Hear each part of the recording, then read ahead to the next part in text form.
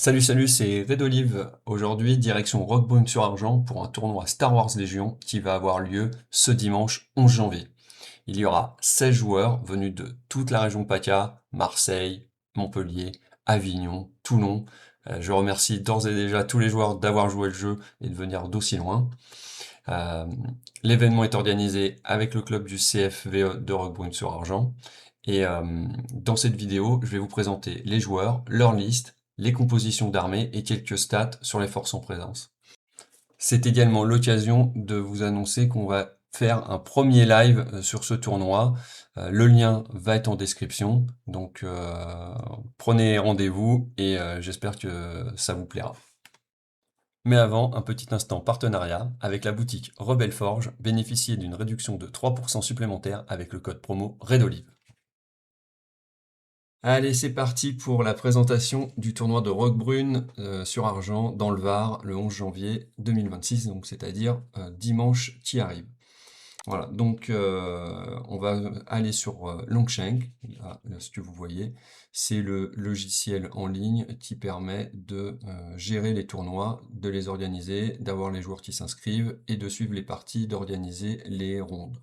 Voilà, donc 16 joueurs qui viennent de toute la PACA, et je les en remercie de faire le déplacement, pour certains de 3 ou 4 heures de route. Voilà, donc il y a une communauté de Montpellier avec Johan Durdy, Régis, Bruno et David et Chris qui viennent tous les 5 de Montpellier.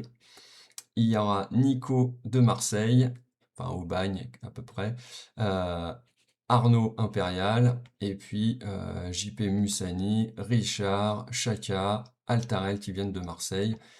On aura Sébastien et Claude qui viennent de Toulon. Et ensuite les Avignonnais, Studo et il est où? Charles. Voilà. Donc on a nos 16 joueurs et on va passer aux factions. Donc on voit qu'il y a un peu de tout qui est représenté. Il n'y a pas de Shadow collectif, collectif de l'ombre. Et il va y avoir, on va voir les statistiques, 6 joueurs Empire, 4 joueurs CSI, 4 joueurs rebelles, 2 joueurs République. Donc c'est bien, l'Empire revient dans le jeu. On a eu une période où il y avait quand même moins de joueurs Empire, mais là il se refait une petite peau neuve. Voilà. Alors, on va revenir sur les joueurs. Et voilà, donc là il y a un classement euh, qui est un classement fait sur le pourcentage de victoire et le pourcentage de victoire des adversaires que les joueurs auraient rencontrés. Donc on va dire que c'est un classement, on va dire plus les hauts, meilleurs sont les joueurs. Donc Johan, c'est un très bon joueur. Il a eu très peu de défaites l'année dernière et encore cette année. Voilà. Il est régulièrement très très bien classé dans les hauts de tournois. Régis, on le connaît également. Il a fait 2 fois vice-champion de France les 2 dernières années. Voilà. Et après, c'est des joueurs Bruno, Nico, Charles, Sébastien, Studio. Ce sont des joueurs qui sont régulièrement dans les tournois et qui font des places très très honorables. Nico notamment, il était champion du monde du WTC il y a 2 ans. Voilà. Euh, et ensuite, il y a des joueurs qui jouent un peu moins, qui reprennent. Donc voilà, on va dire qu'il y a moite-moite de joueurs plutôt aguerris au tournoi et d'autres qui ont eu une petite vie de tournoi avant, qui reviennent, voilà, qui repartent. Alors, au niveau des listes, on va commencer par le haut, hein, les meilleurs classements. Donc, Johan, il joue Rebelle, 14 activations, donc c'est un joueur qui est très expérimenté en Rebelle. Il a beaucoup joué. Et là, il a un peu modifié sa liste, je vois, dans la mesure où, bon, il connaît très bien le Luc commandant, ça c'est sûr, mais il n'a pas l'habitude, enfin, il n'a pas l'habitude, en tout cas, il n'a pas souvent joué en tournoi Ahsoka ni la Bad Batch, voilà, donc on sent une modification, il veut commencer à changer un petit peu. il nous met un petit capot pike avec un pike. Voilà. Il a peut-être trouvé ça sympa. Une nouvelle idée. Voilà, donc il joue plein de troupes relativement à poil. Une Slinger, des Ewoks, des Troopers, et ensuite des Troopers avec Astromech, donc j'imagine pour soutenir deux ARTT lance-flammes qui vont aller au front, donc ceux-là ils vont avancer, donc ils vont se prendre des PV, je pense qu'il va y avoir les Astromech derrière qui vont suivre. Les Landspeeders ils sont trop rapides, donc eux ils vont faire leur vie comme d'hab. Et il est parti quand même sur une grosse Bad Batch qui va, je pense, opérer globalement un peu toute seule, qui va lui permettre de contrôler un peu la map et de faire des gros dégâts. Voilà, donc une nouvelle, mais toujours en 14 activations, donc il aime bien, il est resté dans ce qu'il sait faire. Allez, on va passer dans l'ordre à Régis Han Solo. Donc Régis, qu'est-ce qu'il nous propose? Il nous propose une CSI en 12 activations. Je vois dans le titre Assage, donc voilà, et du STD. Alors Régis, récemment, il a posé des questions sur le Discord concernant le Limited Override. Donc là, je pense que il va faire des tests sur des nouveaux, comment marchent les nouveaux STD, parce que je vois qu'il en a pris deux. Voilà, donc un commandant et un agent. Voilà, donc il les a un peu full équipés, donc avec des électrostaff. Donc ils vont essayer de faire un peu tout sur le donner des ordres, aller au contact, et puis avec le limited override, ils peuvent retirer des pions suppression. Ils ont plein d'options, donc ça va être des grosses boîtes à outils de manière générale qui vont se déplacer sur la map. Ensuite, il est parti avec une Assage. Alors je sais pas s'il a l'habitude de le jouer. Donc là, un missile, hein, voilà, Burst of Speed, Into the Fray, Offensive Push, Force Push. Donc avec un Force Push, donc voilà, il va rentrer dedans. Ensuite, lui, il joue pas de B1. Depuis un moment, il joue des Géonosiens, donc 4 à poil, donc il sait très bien les jouer. Donc il a l'habitude. Et ensuite, bah, du véhicule, du crabe. Je pense que les crabes avec Scouting Party, donc qui permet de donner Scout 1 à des unités, bah, il va le mettre, je pense, à Sage et sans doute à l'agent STD, j'imagine. Euh, voilà, pour qu'il commence déjà à avancer sur la map. Donc en fait, il est très très mobile et il va arriver vite. Parce que il a ça qui a Scout. Ensuite, il va en avoir deux, on va dire ces deux-là qui ont Scout. Les deux Aqua avec en Eevee, donc qui vont faire deux remparts, toujours très costauds, et qui ont infiltration. Donc ils vont être déjà bien avancés sur la map. Donc ça fait 2, 3, 4, 5, 6. Les Géonosiens qui ont leur move jump gratos. Voilà, donc là, tout ça, ça va avancer très vite. Ce qui va rester un petit peu en retrait, ça va être Poggle et le STD commandant. Voilà, donc bon, ça a l'air costaud, du défense protocole, du heavy laser. Donc là, il essaye quand même de mettre des choses qui peuvent gérer les armures parce qu'il il sent peut-être qu'il y a pas mal de gens qui vont jouer la 212, la nouvelle Battle Force Gare, et donc pas mal de véhicules. Globalement, c'est vrai que on commence à se véhiculer pas mal, donc il y a pas mal d'armures qui se baladent dans les listes. On verra si c'est le cas. Voilà pour la liste de Régis. On continue avec les Montpelliérains. Allez, Bruno, lui, bah, il joue souvent Empire, et la dernière fois au tournoi, il avait joué une triple Dark Trooper. Et donc, qu'est-ce que je vois? Bah, il a continué avec une Remnant, donc vestige de l'Empire. Un Moff avec Dark Sabre, et Par contre, là, je vois qu'il a mis que 2 dark, donc il doit avoir, ouais, il a 11 activations. Il me semble qu'il avait toujours 11 activations, mais il avait pas mal de troupes, à poil. Donc là, en retirant une Dark Trooper, bah, il les a un peu rééquipés. Donc qu'est-ce qu'il nous a mis? Une HH12. Donc la HH12, bah, ça commence à...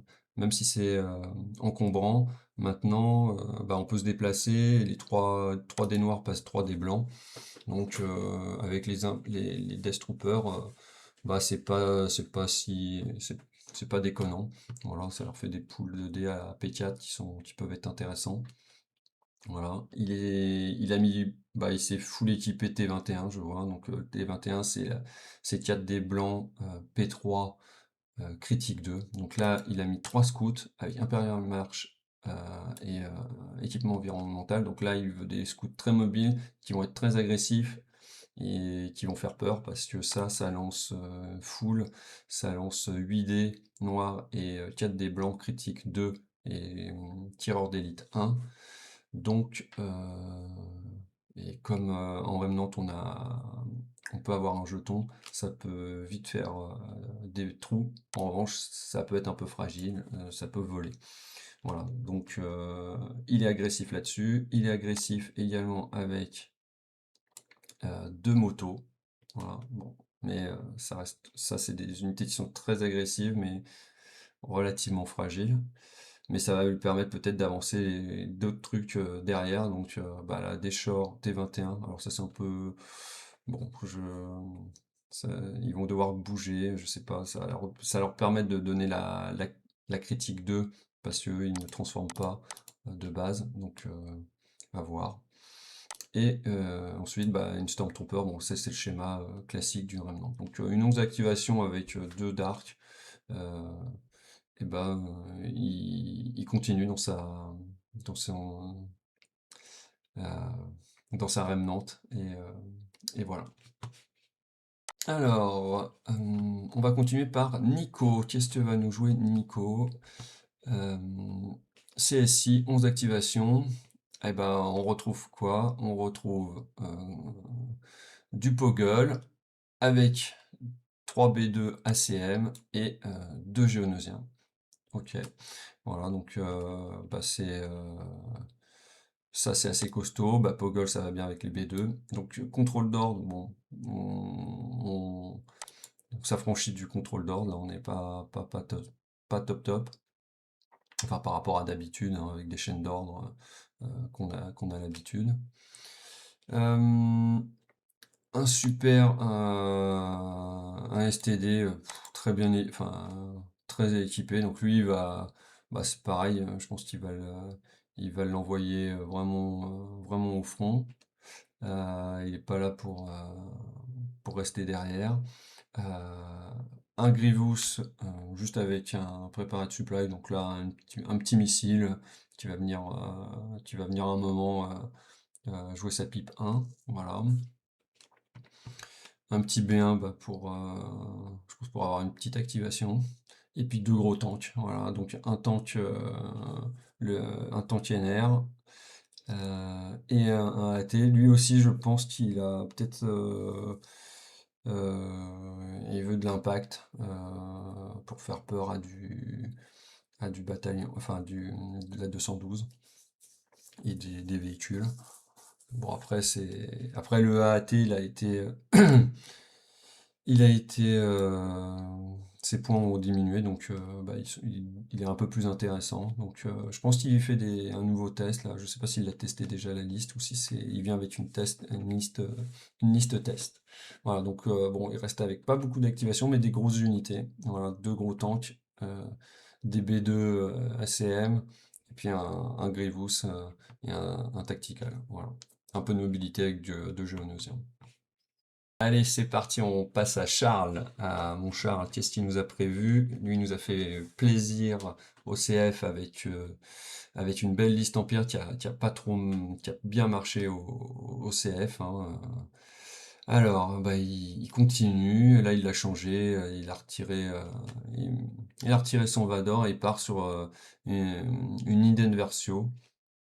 Je crois que c'est ce qu'il avait joué à à Montpellier également, mais il a dû la changer. Donc un Krennic, parce que je crois qu'il est vraiment bien Krennic maintenant, avec les Snowtroopers, x4 cette fois. Euh, alors lui, là, il s'est dit, moi je veux jouer de l'activation avec de l'Empire, ça lui avait bien réussi.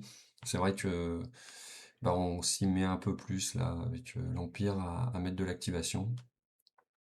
Euh, et donc un Hidden Verso avec une Inferno Squad, voilà, une Imperial Force en plus, et puis un Krennic avec une Death, voilà, et une Scout à poil. Donc ça lui fait 4 unités d'élite. Il va essayer d'optimiser au mieux la pipe 3 de Eden Verso. Euh, Sans doute il va la jouer au premier tour. Voilà.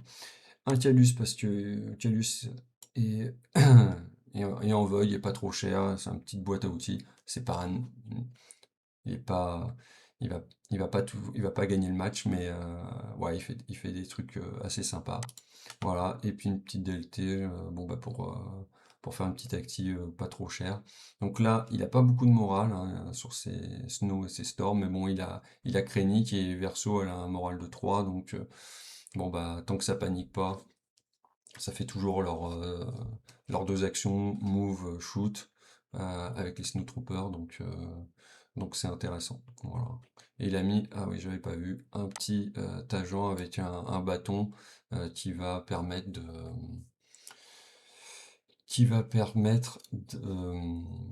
de combattre, d'engluer peut-être un porteur de sabre. Voilà, avec son immune pierce. Donc un petit counter de porteur de sabre. On va passer à Seb. Seb, il nous a prévu une rebelle en 15 activations.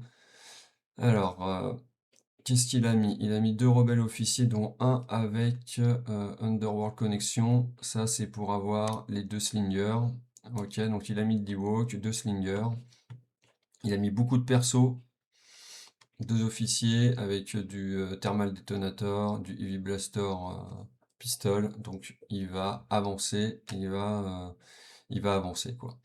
Je pense qu'en derrière, il va avoir un Cassian, voilà, un K2 qui va avancer, une Jean qui va avancer, qui va donner son moral partout.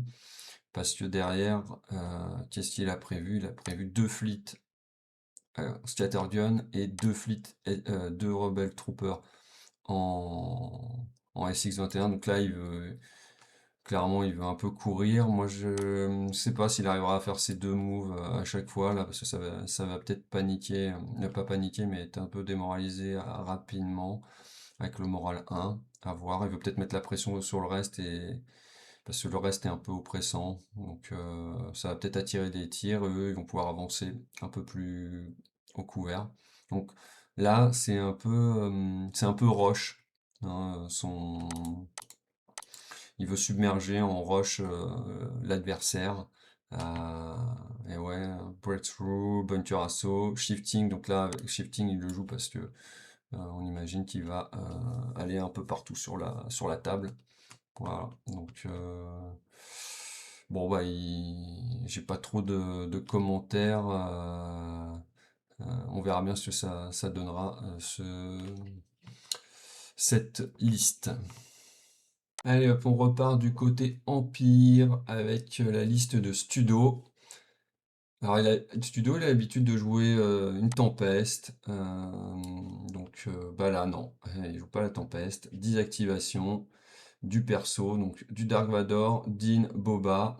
Ok, enfin du Vador Fork Shock, Burst of Speed, Underworld Connection pour avoir euh, les deux Bounter mercenaires. Une petite Storm, je pense pour avoir une 10e activation. Et ensuite, 3 Snow Ion Imperial March. Donc là, ils vont avancer, ils vont compel et avoir le moral infini de Vador. Voilà, donc move, move, shoot, move, move, shoot. Voilà, ça va bouger. Et ensuite, 3 Dubak avec, donc 2 avec des lance-flammes et un avec une petite P4, peut-être parce qu'il avait pas les points. Et bon, c'est pas trop mal pour retirer des petites attentes ou des choses comme ça, voilà. Donc le gros sujet, c'est il est parti sur deux mercenaires mobiles et qui vont faire un peu leur petite vie et mettre la pression sur les unités. Bon, 10 activations, ça et un contrôle d'ordre qui va être pas top top, donc à voir ce que ça va donner. Bon, enfin, à part la Snowtrooper, toute seule, toutes les autres unités sont menaçantes, donc ça fait 9 unités qui sont des menaces, donc à voir ce que ça va donner. Il va avancer lui aussi sur l'adversaire. Donc là, on voit encore une liste un peu agressive qui va avancer. Et là, on va conclure en faisant un petit tour d'horizon des autres listes. Alors, Altarel, une désactivation Empire avec Virs et un TRTT, une Snow, deux Snow, trois Snow, voilà, un agent, un Dark Vador agent. Voilà. Hop, ensuite, Joff. Joff, une 9 activation, donc pas beaucoup d'activation, mais il est parti sur de la 212.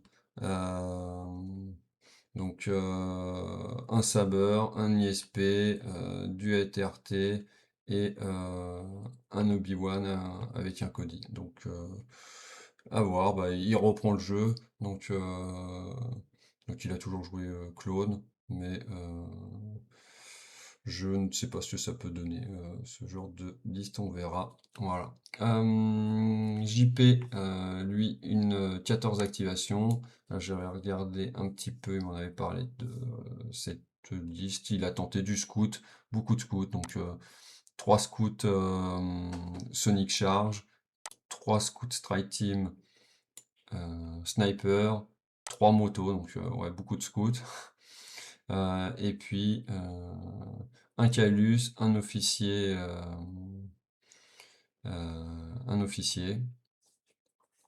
pas très équipé, voilà, qui va rester derrière. Et puis 3 Snow, Imperial March T7 Ion. Bon bah voilà la classique pour, euh, pour cette nouvelle mouture. Chacun, lui, il joue souvent Eco-Base. Et bah voilà, il rejoue Eco-Base en 11 activations avec 4 Tauntaun, 2 Airspeeder, 2 vétérans, 2 marques. Alors là, il a changé, il a pris un nouveau rebelle officier. Voilà, donc bah voir cette petite Eco-Base. Hop, Katarn. Alors, j'ai jamais joué contre lui. Je sais qu'à Montpellier, il avait joué pareil une République avec des grosses unités. Bon bah voilà, un Yoda bien équipé, Burst of Speed, Force Push, un Anakin qui va aller dans le tas, une Bad Batch. Ok, donc ça ressemble pas à la 6 activation, mais c'en est pas une. Le clone Captain Rex intégré l'infanterie trooper avec une DP-23, une squad, donc là une grosse unité. Un peu d'économie avec deux marksmen juste pour être là, mais il n'y aura pas de partage du coup, il n'y aura pas de petite surge à partager pour les petits arcs, puis des arcs, bon, deux petites arcs qui vont avancer. Voilà, donc petite activation. Ensuite, Chris, une liste Empire, Virs, ATST, Dewback, Snow, Imperial March, en squad cette fois-ci. Hop, un Vador agent et un Bossk pour tirer. Bon, bah voilà, pourquoi pas, à voir ce qu'elle va pouvoir faire avec. Arnaud, il aime bien les CSI. La dernière fois que je l'avais rencontré, il avait joué pas mal de sites. Et ben c'est reparti. Enfin, du sabre. Un, un gros Doku, Force Push, Force Shock, Burst of Speed. Un Grievous. Donc Arnaud, c'est un petit jeune de 17-18 ans, je sais plus, qui joue bien. Voilà, une aqua et avec une heavy et une toute seule, 3 druides et casse, donc 11 d'activation, puis un petit contrôle d'ordre là, battle druide, ok, et un peu de PV pour Doku et Grievous. Ok. Hop, Nico. Claude, il se fait une Ewok, voilà. Donc on verra hein, si Ewok dans des joueurs euh, pas forcément de haut niveau, des casuals, bah c'est fort. Hop. Et Richard qui reprend le jeu après 1 ou 2 ans d'absence. Donc qu'est-ce qu'il nous propose? Il joue à CSI, bah, il joue CSI, un maul, ah bah c'est sympa, un maul, un commandant super STD, des magnats, ok. Bon, en gros, ouais, bah, il a refait une liste un peu classique à l'ancienne, mais en mettant les nouvelles unités qui sont sorties depuis, c'est-à-dire le STD, et puis du crabe et de l'aqua heavy. Donc il a dû peindre, acheter des nouvelles boîtes et faire de la peinture. Donc il va nous présenter ça. Voilà pour le tour d'horizon de toutes les listes. On en a donc terminé avec la présentation des listes du tournoi. Moi, je vous mets dans la description le lien pour le live de dimanche et le lien du Longchank du tournoi. Comme ça, vous pourrez tout bien suivre. Voilà, je vous dis à dimanche.